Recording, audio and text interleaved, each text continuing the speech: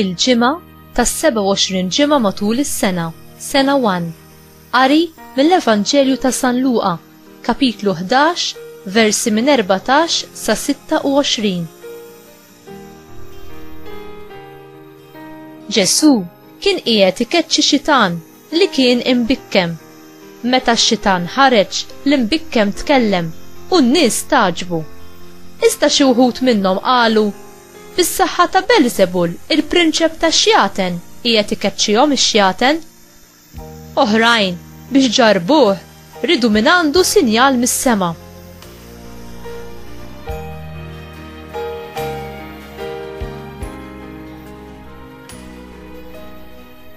Iżda hu intebaħ x'kienet il-fema tagħhom u qalilhom: kull saltna maqsuma fiha nnifisha issir ħerba u taqa' dar fuq oħra. Jekk ix-xitan ukoll u kontra tiegħu innifsu, kif se żżomm wieqfa s-saltna tiegħu? Għax intom tgħidu li jien bis-saħħa ta' Belzebul inkeċċihom ix-xjaten?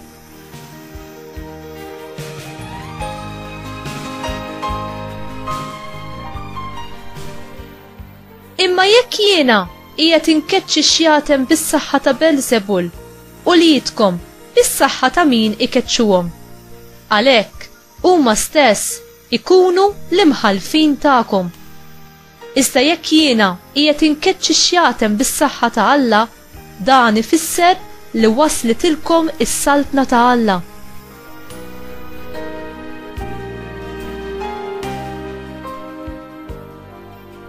Sakemm il-bniedem qawwi u armat tajjeb jassess il-palazz tiegħu, ħwejġu ikunu fi żgur.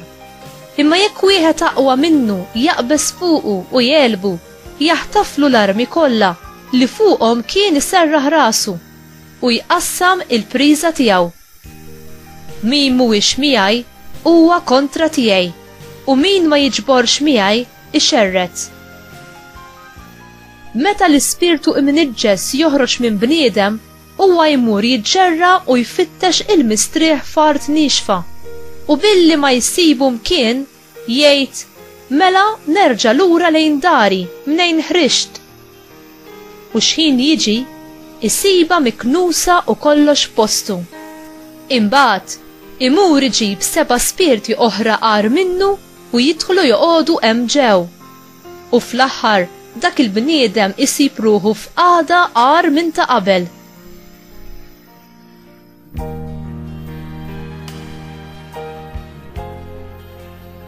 Il-kelma tal-mulej tifħir lilek Kristu.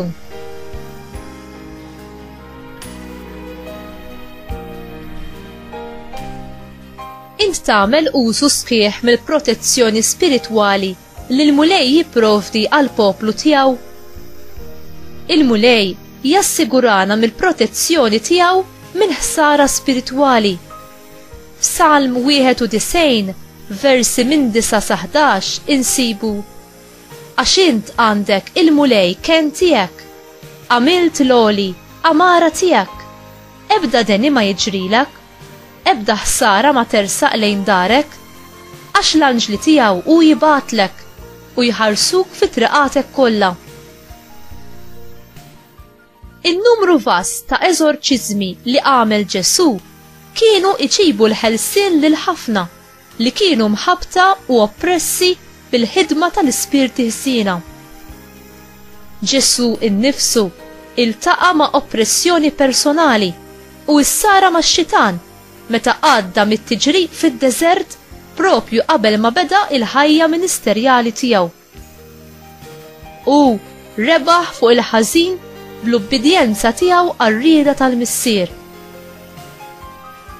Uħud mill-kapijiet Lut opponew bl-aħrax il-fejqan u l-eżorċiżmi ta' Ġesu u saħansitra akkużawh li hu innifsu kellu qawwa satanika biex seta' jwettaq dan kollu.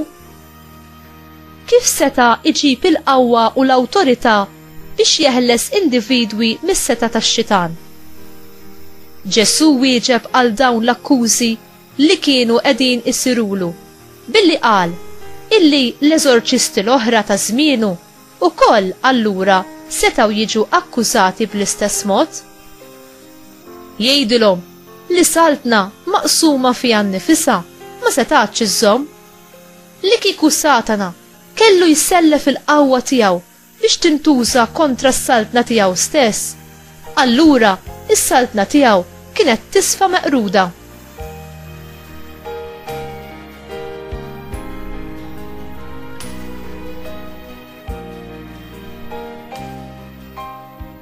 X'inhu il-punt ta' Ġesu bir-rakkont tal-istorja dwar id-dar battala li tiġi okkupata mill-forzi tal-ħażen?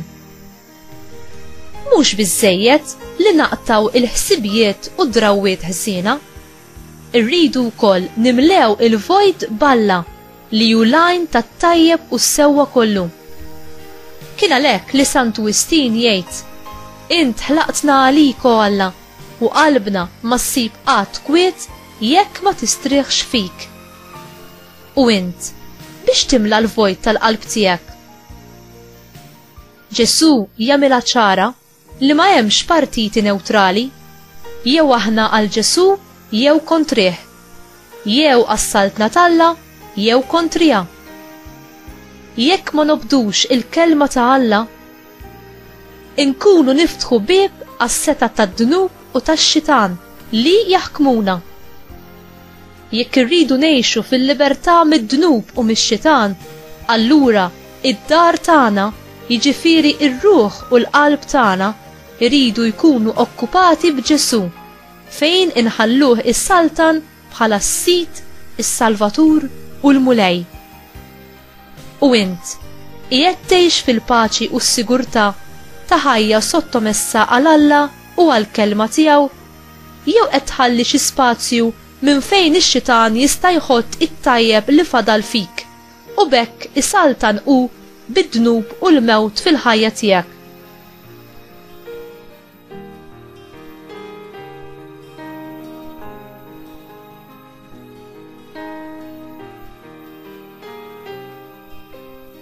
Mulej, kun int lis-Saltan fil-qalb tiegħi u s-sit tad-dar tiegħi.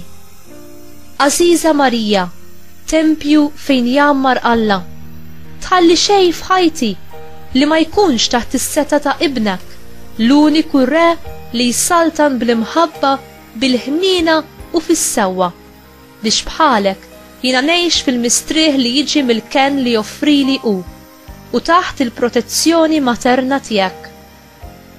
Żomm Marija l-uliedek kollha taħt il-mant tiegħek u ħarisna mill-ħażin.